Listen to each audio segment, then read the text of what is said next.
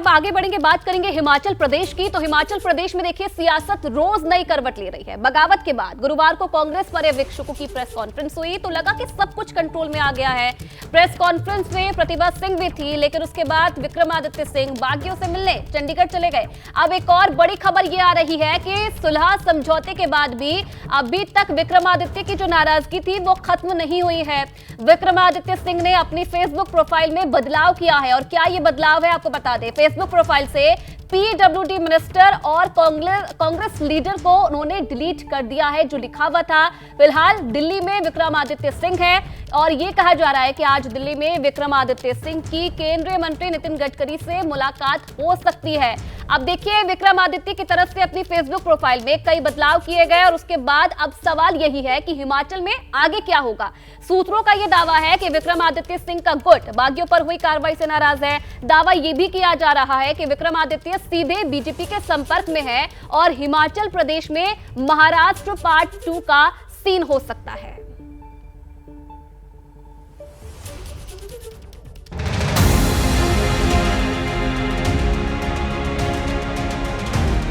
शिमला में cabinet meeting, बागियों से मुलाकात, फेसबुक प्रोफाइल से कांग्रेस गायब। 48 घंटे में ये तस्वीरें हिमाचल प्रदेश की सियासत में पल पल बदलते समीकरण की कहानी कहती। कांग्रेस पर्यवेक्षकों के मान मनोबल के बाद गुरुवार शाम को ऐसा लगा था कि हिमाचल प्रदेश में सब कुछ पटरी पर लौट आया है। नाराजगी जताने वाले विक्रमादित्य कैबिनेट की बैठक में शामिल हुए थे और प्रतिभा सिंह ने खुद कहा था कि अब लोकसभा चुनाव की तैयारी में जुटना है। बहुत दुख है और खेद है इस बात का कि हम राज्यसभा की सीट को नहीं जिता पाए। अब अगली चुनौती हमारे पास लोकसभा के चुनाव है, उसमें हमें सब एकजुट होकर पार्टी के कार्यकर्ताओं को उनका मनोबल बढ़ाकर हमने इन सीटों को जीतना है। हमें बहुत मेहनत करने की जरूरत है जो हम करेंगे और अंततः इन चारों सीटों में विजय हासिल करेंगे। लेकिन चंद घंटे बाद ही तस्वीर बदल गई। पता चला विक्रमादित्य बागियों से मिलने उनके होटल पहुंच गए। सवाल यह है कि आखिर विक्रमादित्य के मन में क्या है। हिमाचल प्रदेश में बगावत की आग अभी पूरी तरह बुझी नहीं है।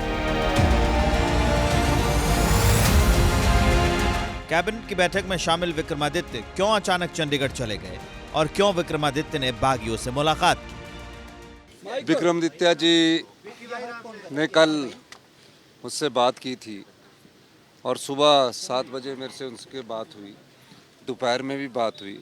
उन्होंने कहा कि मैं इन बागी नेताओं से मिल रहा हूं और इन नेताओं के कुछ के फ़ोन आए होंगे और ये वापसी करना चाहते हैं। मैंने बोला आप इनसे बात कर लीजिए और मैंने बोला हाई कमांड से भी आप बात कर लीजिए। मुझे बिल्कुल भी इसके बारे में ना आइडिया है। आप सभी जानते हैं कि कल रात तक तो वो यहाँ था। अब क्या आगे उसने निर्णय किया, कहाँ गया है, मुझे उसका कोई अनुमान नहीं है। तो आई कैन नॉट से कि उसकी बात हुई या नहीं हुई।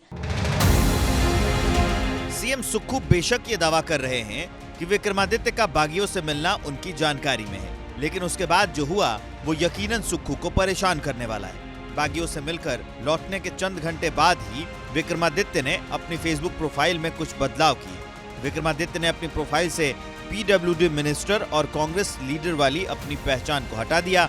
अब फेसबुक पर विक्रमादित्य की पहचान सिर्फ हिमाचल का सेवक के तौर पर है। आखिर इस बदलाव से विक्रमादित्य क्या संदेश देना चाहते हैं, ये समझने के लिए चंद घंटे पहले ही उनकी मां और हिमाचल प्रदेश कांग्रेस की अध्यक्ष प्रतिभा सिंह का बयान भी सुनना होगा। स्पीकर साहब ने ये जो फैसला दिया उससे वो लोग भी आहत हुए होंगे, क्योंकि वो सभी कांग्रेस लोग थे और वो अपनी हक की लड़ाई लड़ रहे थे। उनकी भी कुछ ना कुछ डिमांड्स थी। राजनीतिक जीवन में जो पार्टी को धोखा देते हैं और जिस पार्टी के चुनाव चिन्ह पर होते हैं वो काले नाग और काले सांप कहलाते हैं।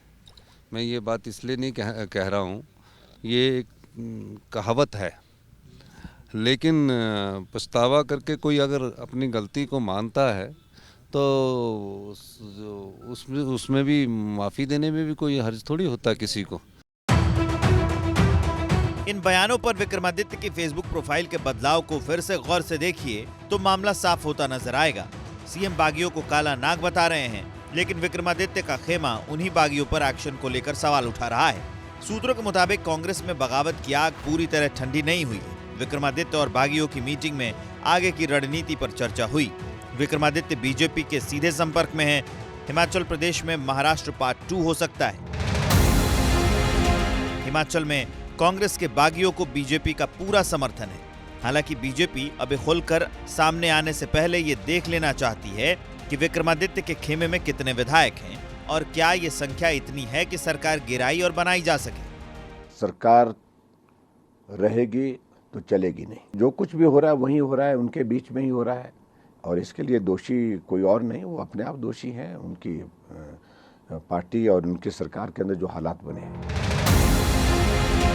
फिलहाल कांग्रेस में भी डैमेज कंट्रोल का काम तेज हो गया है। डैमेज कंट्रोल की कोशिश के तहत विक्रमादित्य के करीबी एमएलए नंदलाल को हिमाचल प्रदेश फाइनेंस कमीशन का चेयरमैन बनाया गया है। सीएम सुक्खू ने आज सुबह 11 बजे कैबिनेट की मीटिंग भी बुलाई है। हिमाचल की संस्कृति में कभी नहीं सुना था। हिमाचल में तो जो बात है वो है, जो आपस में मतभेद थे थोड़े मोटे, वो हमने प्रयास किया, दूर हो गए, आपस में बात कराई है और अब जो है मजबूती से लोकसभा चुनाव लड़ेंगे। एक बात मैं निश्चित तौर पर दावे के साथ कह सकता हूं कि कांग्रेस की सरकार को कोई खतरा नहीं है। फिलहाल कागज पर सुक्खू सरकार सेफ है, लेकिन जमीन पर जो कुछ चल रहा है उससे साफ है कि हिमाचल में खेल अभी खत्म नहीं हुआ है। यहाँ अंदर खाने बहुत कुछ ऐसा चल रहा है जिसका नतीजा जल्द दिख सकता है।